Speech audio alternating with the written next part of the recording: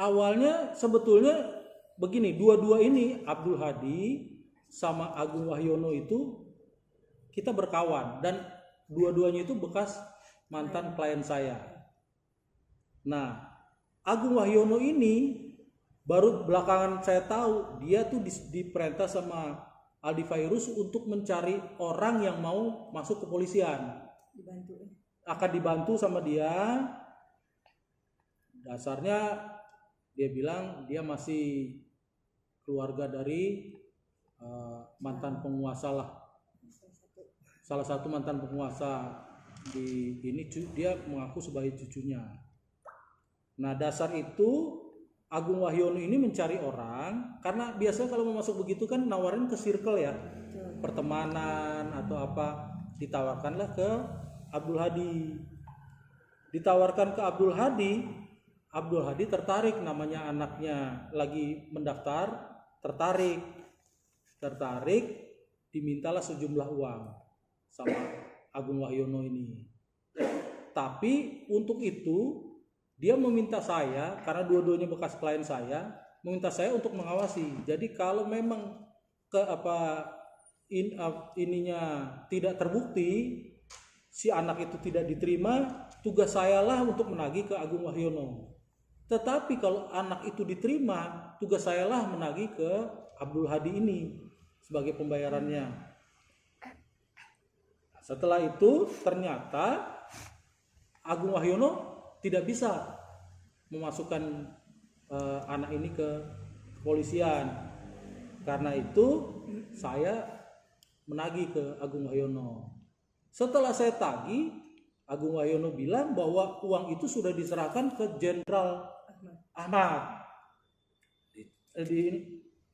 Saya kaget, Jenderal Ahmad. Oke, saya mohon minta dipertemukan dengan Jenderal Ahmad. Begitu ini kita janjian lah di Citos awal-awal tahun 2024, mungkin sekitar Februari atau Maret atau April, sekitar segitulah, saya lupa ya. Nah, terus begitu ketemu, saya bilang mana Jenderal Ahmad?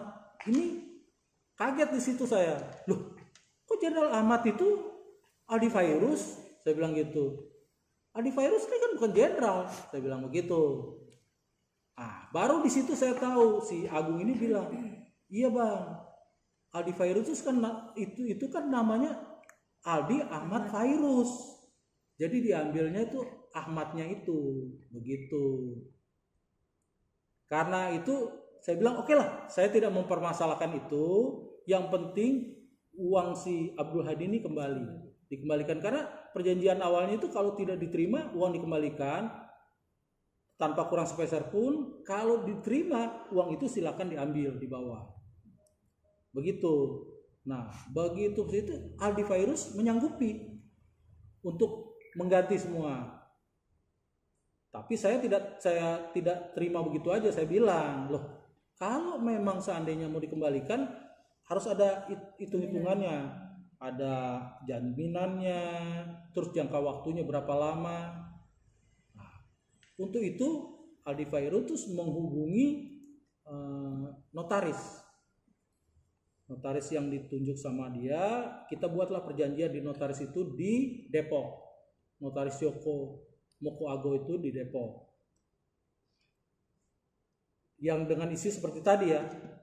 Tiap bulan tuh 500, batas terakhir tuh 15 September harus sudah lunas semua 3.650.000. Beserta saya dijanjikan akan dikasih 15% dari 3.650.000. Setelah bulan Mei dia memberi 500. Bulan Mei, habis bulan Mei, bulan Juni dia udah nggak bayar lagi sampai September. Makanya itu karena namanya nama saya gugatlah secara perdata. Tapi kalau pidananya karena tidak bisa melaporkan Aldi Fairuz langsung, tapi melaporkan Agung Wahyono, makanya pidananya itu yang dilaporkan Agung Wahyono. Bukan Adli. Ya? Bukan Adli, karena nggak ada hubungannya dengan Adli. Gitu. Dia si Abdul